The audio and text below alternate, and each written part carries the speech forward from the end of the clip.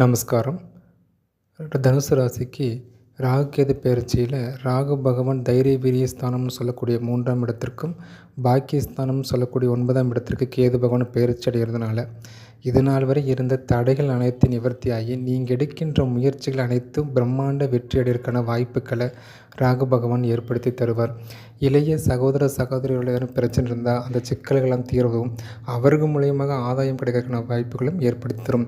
இதே வேலைக்கு செல்கிறவங்களுக்கு வேலையில் ஒரு புதிய இடமாற்றம் கிடைக்கிறது, டிரான்ஸ்ஃபார்ம் கிடைக்கிறது, அது மனதுக்கு பிடிச்சதாக இருக்கிறது, அதன் மூலியமாக பண ஆதாயங்கள் போன்றவைகள் கிடைக்கிறதுக்கான வாய்ப்புகளும், தொழில் செய்வர்களுக்கு சிறுதூர பயணங்கள் ஏற்படுவதும் அதன் மூலியமாக சிறுதூர பயணம் புதிய ஆர்டர் முறைகள் கிடைக்கிறதுக்கான வாய்ப்புகளையுமே இந்த ராகு பயிற்சியில் உங்களுக்கு ஏற்படுத்த இருக்குது.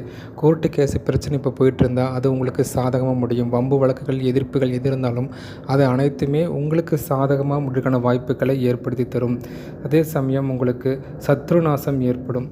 அதே சமயம் வயதானவர்களுக்கு ஆன்மீக சுற்றுலா செல்வதற்கான வாய்ப்புகளையும் இந்த ராகு பயிற்சிகள் ஏற்படுத்தி தரும். அப்போ இதிலெல்லாம் கவனமாக இருக்கலாம் அப்படின்னு பார்க்கும்போது தந்தை உடல் ஆரோக்கியத்திலும் தந்தை வழி சொத்து, பாட்டன் வழி சொத்து வழியாக எதுவும் பிரச்சனை இருக்குது, அதில் இப்போ கோர்ட் கேஸ் போயிட்டுருக்கு அப்படின்னா அதில் கொஞ்சம் கேர்ஃபுல்லாக இருக்கணும். ஏன்னா தந்தை வழி சொத்துலேயோ பாட்டன் சொத்துலேயோ பங்கம் ஏற்படுறதுக்கான வாய்ப்புகள் இந்த காலகட்டத்தில் இருக்குது. ஸோ தனுசு ராசிக்கு இந்த ராகு பயிற்சிகள் மேலும் நட்புறங்களை தருவதற்கு என்னுடைய வாழ்த்துக்கள்.